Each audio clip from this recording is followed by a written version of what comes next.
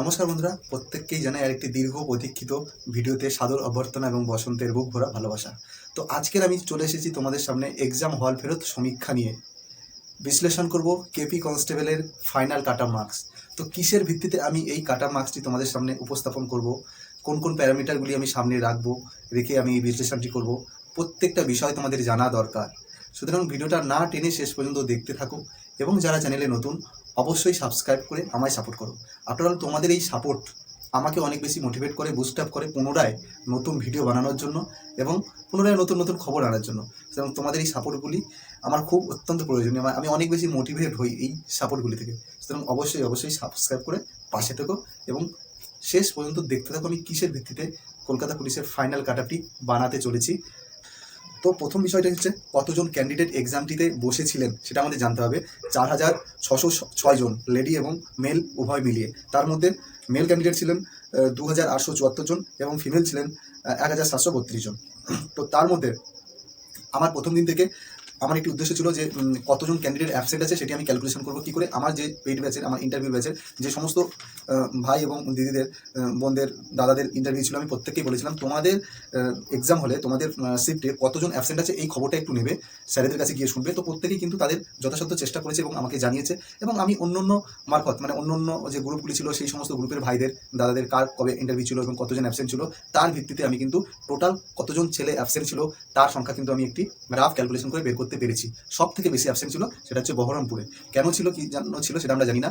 এবং প্রথম দিন একজন পক্সি ক্যান্ডিডেট যখন অ্যারেস্ট হয় কলকাতা পুলিশের হাতে, তারপর থেকে কিন্তু মানে এই যে অ্যাবসেন্ট হওয়ার সংখ্যাটা একটু বেড়েছে।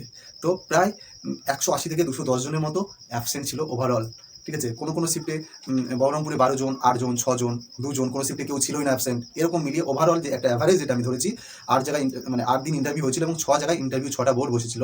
তো প্রত্যেক দিন যদি 4 জন করে ধরি, 6 জায়গায় 24 জন, আমি সেখান থেকে বাদ দিয়ে 20 জন হিসাব ধরলাম, 20 থেকে এই 24 জনের হিসাব ধরলাম। তো সেখান থেকে কিন্তু আমি প্রায় 180 থেকে 200 মতো জন, কিন্তু 200 মতো ক্যান্ডিডেট অ্যাবসেন্ট খুঁজে পাচ্ছি। তো এই অ্যাবসেন্ট ক্যান্ডিডেটটাও একটা বড় ফ্যাক্টর হয়ে দাঁড়াবে কাটা মার্কস নির্ধারণের ক্ষেত্রে, কারণ এরা ম্যাক্সিমাম নাম্বারধারী ছিলেন, নাম্বার অর্জন করেছিল বলে আমার মনে হয়, যারা পক্সিতে আসেনি।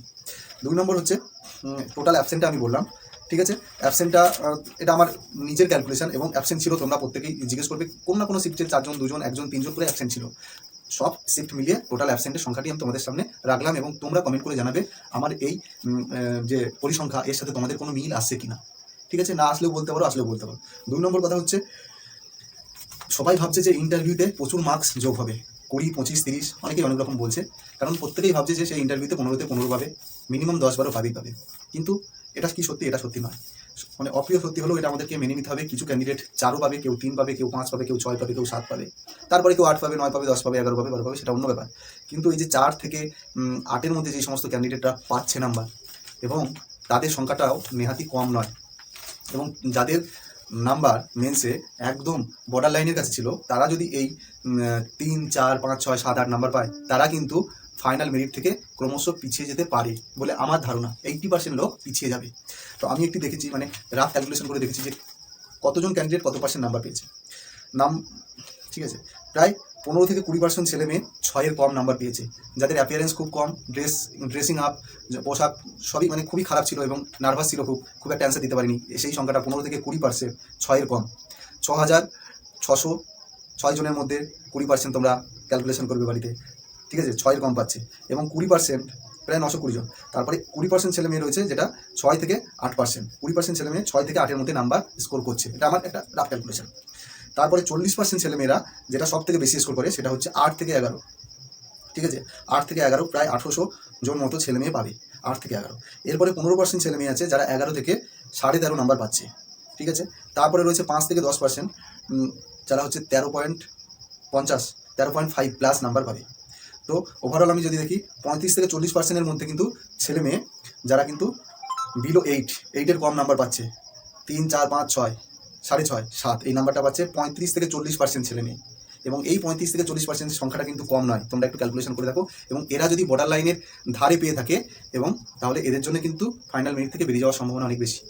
সুতরাং সবাই কিন্তু ম্যাক্সিমাম নাম্বার পাচ্ছে না। ঠিক আছে, এরপরে 11 থেকে 13 নাম্বার পাচ্ছে 15% নাম্বার, ওটা তো হলো। এই যে প্যারামিটারগুলি, এই যে কে কত পার্সেন্ট নাম্বার পাচ্ছে, 65%, মানে 60% ছেলে মেয়ে কিন্তু 8 থেকে 13-র মধ্যে রয়েছে। এবার 8 থেকে 9 পাবে অনেকে, তাই না? এবং 9 থেকে 10 পাবে, যাদের কাটা মার্কস একদম ধীরে। এবং এর মধ্যে অনেকেই নাম্বার আছে, মানে অনেক যারা বেশি নাম্বার পেয়েছে 60-এর উপরে, 61-62, তারাও কিন্তু 3, 2, 1 পেতে পারে।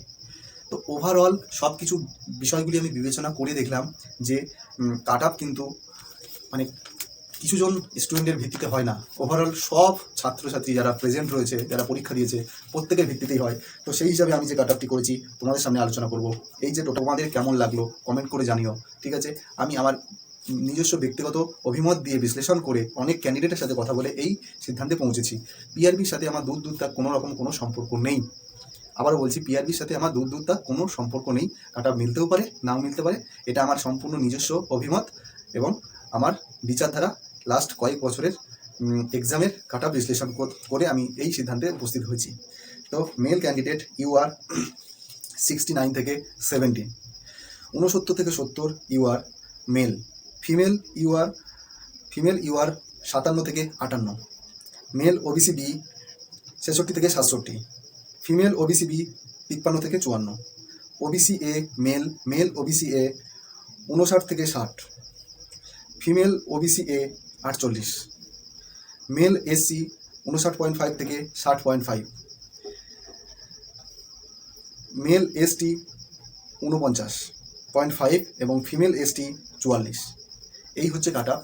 তো আমার মনে হয় এসসিদের কাট আপটা ওবিসি এ থেকে সামান্য হলেও বাড়তে পারে, কারণ ওবিসি এ কিন্তু অনেকেই তাদের রিনুয়াল সার্টিফিকেট দিতে পারেনি। তো এই ছিল আজকের কাট আপ বিশ্লেষণ। তো কার কেমন লাগলো অবশ্যই কমেন্ট করে জানাবে এবং তোমরা তোমাদের নিজস্ব অভিমত প্রকাশ করবে, অবশ্যই করতে পারো। তো আজকের ভিডিও এখানেই শেষ করব। দেখা হবে পরবর্তী সেশনে নতুন কোনো ভিডিওতে। টাটা, সুস্থ থেকো, ভালো থেকো, নিজের খেয়াল থেকো।